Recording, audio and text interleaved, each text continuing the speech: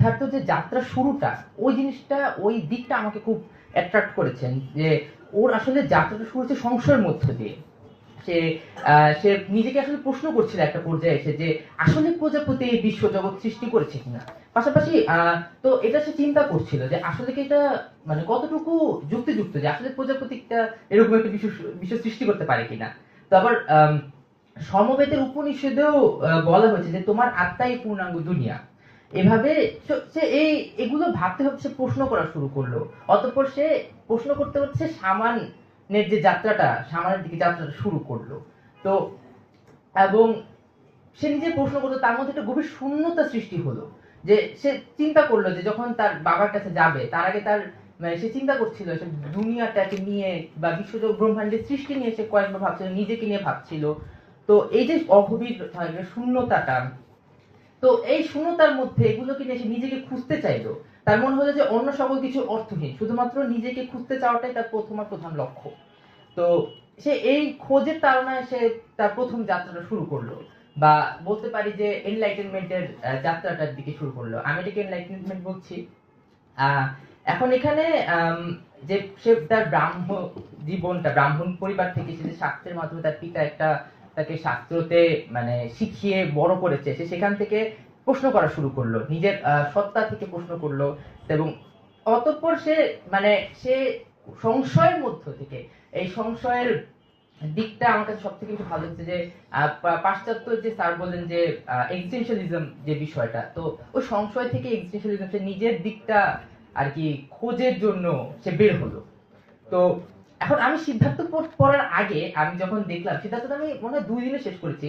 আমি আপু আমাকে বললেন সিদ্ধার্থ পড়তে, আমি তার আগে পড়ছিলাম রেনে দেকার্তের একটা বই, একটা প্রবন্ধ বই। তো অবশ্যই আমার ওটার মানে একটা এফেক্ট পড়েছে। তো এই কৌতূহলের দিক থেকে তো আমার আর কি রেনে দেকার্তের যে স্কেপটিসিজম আছে, সংশয়বাদ, তো এটার দিকে না আমার মানে মনে হয়েছে যে আসলে সিদ্ধার্থের যাত্রা শুরুটা অনেকটা এই স্কেপটিসিজম বা সংশয় দিয়ে শুরু হয়েছে। তো এখন কিরকম এটা আমি যদি বলি যে কার্টেসিয়ান সেলফ যদি বলি, সেটা মূলত এমন এক অস্তিত্ব যে ভাবে। এখন দেকার্তের একটা খুব বিখ্যাত উক্তি আছে যে cogito ergo sum, I think therefore I am, মানে আমার অস্তিত্বটাই কি আমার চিন্তার মধ্য থেকে। তাহলে এটা বলতে পারি যে আসলে সিদ্ধার্থ প্রথমে যখন নিজেকে প্রশ্ন করলো, সে ভাবলো সে কি তার মানে নিজের অস্তিত্বটার কি একটা খোঁজ পেল।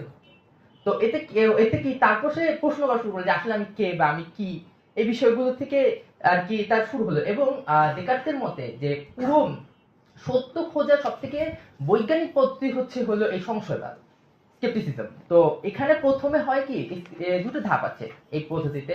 তো প্রথম ধাপটা হলো আপনি আপনার জন্ম থেকে বর্তমান পর্যন্ত যতগুলো জ্ঞান আপনি অর্জন করেছেন, যতগুলো দৃষ্টিভঙ্গি আপনি অর্জন করেছেন, সেগুলো থেকে নিজেকে শূন্য করতে হবে, মানে এগুলো মাইনাস করতে হবে। আমি খুব সহজ ভাষায় বলছি, অবশ্যই এতটা সহজ না, এটা খুবই একটা জটিল একটা তত্ত্ব, আমি খুবই সিম্পলিফাই করে বলছি, এটার জন্য দুঃখিত। কারণ আমি নিজেও এখনো এক্সপ্লোর করছি, আমি দর্শক সম্পর্কে অত জ্ঞান রাখি না।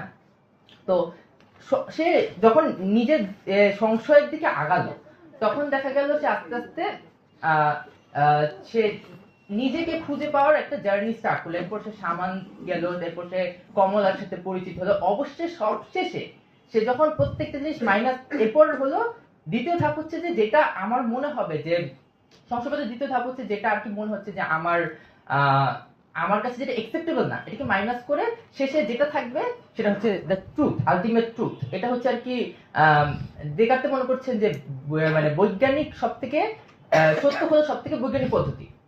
তো আমার মনে হয়েছে যদিও এটা এখন অ্যাকুরেট কিনা আমি বলবো না, এটা আমার ব্যক্তিগত পার্সপেক্টিভ থেকে বলি যদি, যে আসলে দেকার্তের এই পদ্ধতিটার অনেকটা কাছাকাছি দিয়ে গেছে সিদ্ধার্থ, এবং শেষমেশ সে একটা নিজস্ব একটা দৃষ্টিভঙ্গি সৃষ্টি করেছে, এবং সেটা দিয়ে আর কি প্রমাণ করছে যে আসলে তার কাছে বুদ্ধ বা বুদ্ধিজম বা অন্য যে কোনো ইসের থেকে দৃষ্টিভঙ্গির থেকে তার নিজের দৃষ্টিভঙ্গিটা, নিজের জ্ঞানটা বেশি গুরুত্বপূর্ণ। আর আমি শেষ কিছু কথা বলে যে কয়েকটা লাইন বলে আমি লিখে এনেছি, আসলে লাইন বলে আমি আমার আলোচনা শেষ করব।